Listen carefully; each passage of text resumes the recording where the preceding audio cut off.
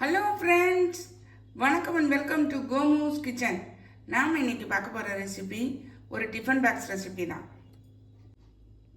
தேவையான பொருட்களை பார்த்துடலாம். சாதம், கொண்டக்கடலை வச்சு ஒரு சிம்பிளாக ஒரு குருமா, கேரட் பொடி மாஸ். நம்ம இந்த சாதத்தையும் கொண்டக்கடலையும் உள்ளே வச்சு வேக வச்சிடலாம். வேகட்டும், காமிக்கிறேன். அடுப்பில் கடாய் போட்டுக்கோங்க. ஸ்பைசஸ்லாம் போட்டுடலாம். பிரியாணி இலை, பட்டை, ஏலக்காய், கிராம்பு, கடல்பாசி, அன்னாச்சி முக்கு எல்லாத்தையும் போட்டுட்டு கொஞ்சம் ஃப்ரை ஆகட்டும். இப்போ இதில் கொஞ்சம் வெங்காயம் சேர்த்துடலாம்.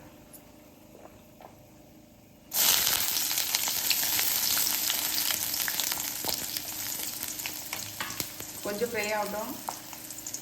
அந்த ஃப்ரை ஆகிற நேரத்தில் இந்த மிக்ஸி ஜாரில் ரஃப்பாக கட் பண்ண வெங்காயத்தை போட்டுக்கலாம்.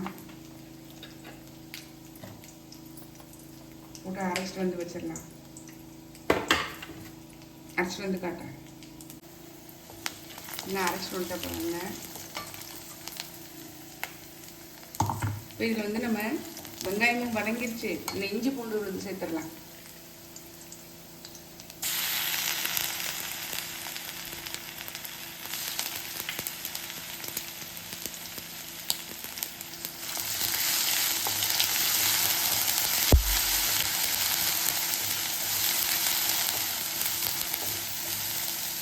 ஒரு டீஸ்பூன் அளவு சேர்த்துருக்கேன். இப்போ இதில் அரைச்சி வச்ச வெங்காயத்தை சேர்த்துடலாம்.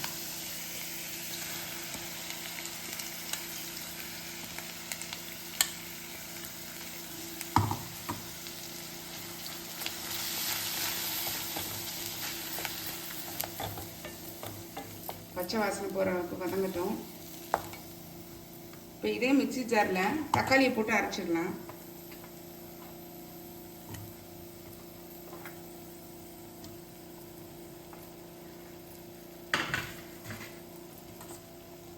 தக்காளி அரைச்சிட்டு வந்து காட்டுறேன்.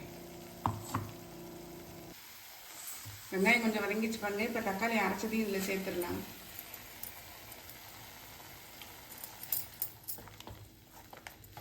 பச்சை வாசனை போகிற அளவுக்கு நல்லா வதக்கி விட்டுடலாம்.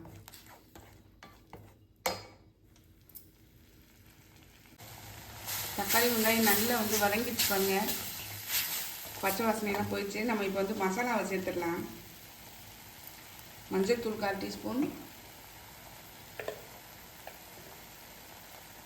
தனி மிளகாய் தூள் ஒரு 1/2 டீஸ்பூன், மல்லித்தூள் 1 டீஸ்பூன், இல்லை கரம் மசாலா ஒரு 1/2 டீஸ்பூன். இது எல்லாத்தையும் நல்லா மிக்ஸ் பண்ணி விட்டுடலாம்.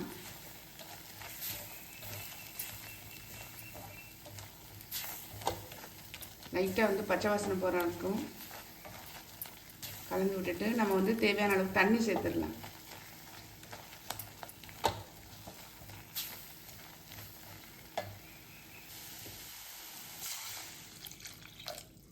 ஓரளவு தண்ணி சேர்த்துக்குவோம். சின்ன வேக வச்சுருக்கோம் இல்லையா, அதுக்குள்ளேயும் கொஞ்சம் தண்ணி இருக்கும்.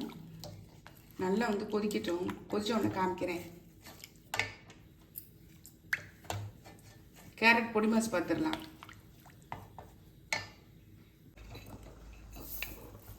அடுப்பில் கடாய் போட்டு எண்ணெய் ஊற்றிருக்கேன். சூடாகிடுச்சு. கடுகு சேர்த்துடலாம்.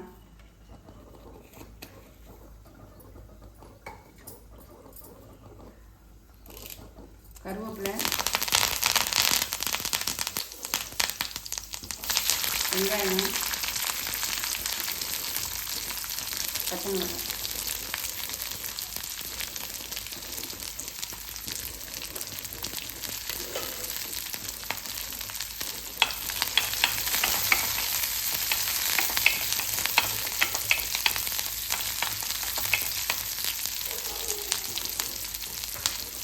இந்த ஸ்டேஜில் இந்த கேரட் அவ்வளோ சேர்த்துடலாம்.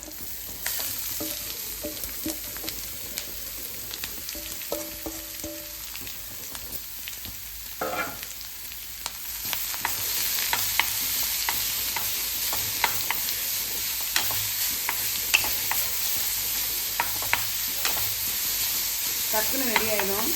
வேகட்ட காமிக்கிறேன்.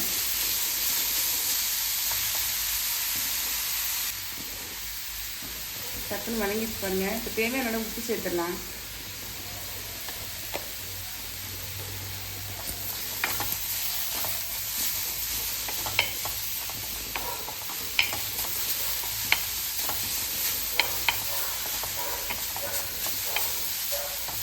ஒரு 2 நிமிஷம் சிம்மில் இருக்கட்டும். ரெடி ஆயிடுச்சு, நம்ம இறக்கிடலாம். நல்லா வந்து சுருண்ட கொதிச்சு கட்டி ஆயிடுச்சு பாருங்க. இப்போ நம்ம வந்து கொண்டக்கடலை வேக வச்சோம் இல்லையா, அதை சேர்த்துடலாங்க.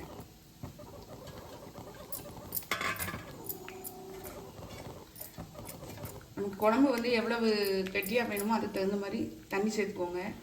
இது ரொம்ப கட்டியாக இருக்கிற மாதிரி இருக்குது, நான் கொஞ்சம் தண்ணி சேர்த்துக்கிறேன். குழம்புக்கு தேவையான உப்பு சேர்த்துடலாம்.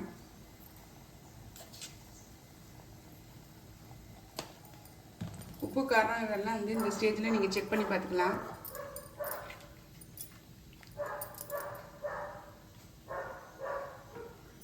இதில் ஒரு 5-6 கொண்டக்கடலையை வந்து வேக வச்ச கொண்டக்கடலை தான் எடுத்துருக்கேன். இதை லைட்டாக ஒரு சுற்றி நம்ம குழம்புக்குள்ள சேர்த்தோம்னா டேஸ்ட்டும் நல்லாயிருக்கும், திக்காகவும் இருக்கும். நான் அரைச்சி அதில் சேர்த்துறேன். கொண்டக்கடலை அரைச்சதையும் இதில் சேர்த்துடுறேன். நல்லா பொரித்து எண்ணெய் பிரிஞ்சு வரட்டும், நம்ம வந்து ஆஃப் பண்ணிடலாம். நல்லா எண்ணெய் பிரிஞ்சு வந்துச்சு பாருங்கள். இப்போ கொத்தமல்லி தழை தூவி இதை இறக்கிடலாம். காலையிலைக்கு சப்பாத்தி,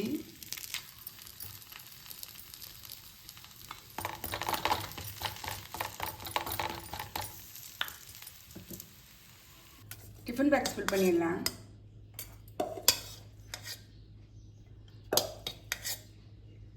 தயிர் சாதத்துக்கு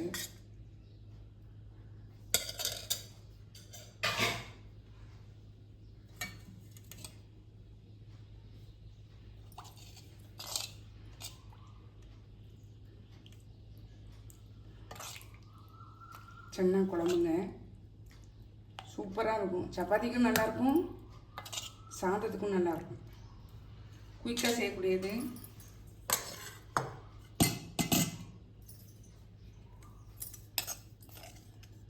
கேரட் பொடி மாஸ்,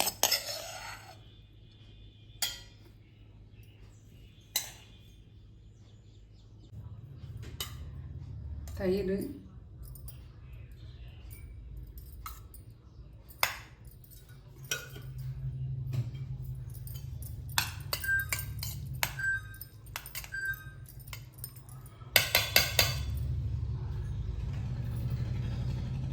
தயிர் தொட்டுக்கிறதுக்கு மாங்காய் ஊறுகாய், காலையில் பிரேக்ஃபாஸ்ட்டுக்கு சப்பாத்தி.